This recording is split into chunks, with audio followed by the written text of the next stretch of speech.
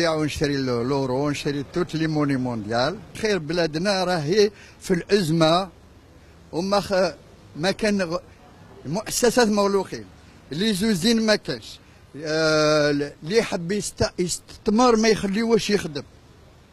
الوغ هذه هي سي رابور سا كلامونيها والحق قريب يلحق 19. L'euro, le dollar, là, c'est très important pour le gouvernement algérien parce qu'il y a un côté économique. C'est tout à fait normal. Ça, c'est un côté économique parce qu'on travaille avec la communauté européenne, c'est tout à fait normal. Du dollar et vous parlez de l'euro, ça, c'est un côté économique, ça, c'est un côté financier, c'est tout à fait normal. C'est le travail des banques.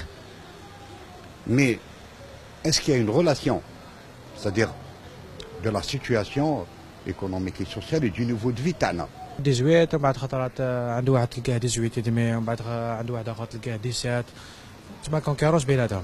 بصح نشريه ثاني برا هنا ما كانش باغ اكزومبل 14 ولا 15 وبرا نلقاه 18 نشري برا اخر.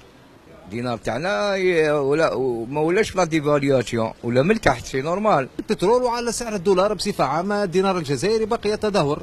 ما هو نظام عالمي نعيشه، الجزائر مش معزوله من العالم، راهي مربوطه، فما حرب موجوده في اليمن، حرب موجوده في سوريا، حرب موجوده في ليبيا، معناتها العالم كله، روسيا على الخط، امريكا على الخط، الاتحاد الاوروبي على الخط. الدينار الجزائري في وضع صعب كما الدينار التونسي كما الدينار الدرهم، الناس الكل مربوطين ببعضنا، راه مرتبط بقيمه نتاع الدينار، والقيمه نتاع الدينار على حساب وضعيه الاقتصاد نتاعنا.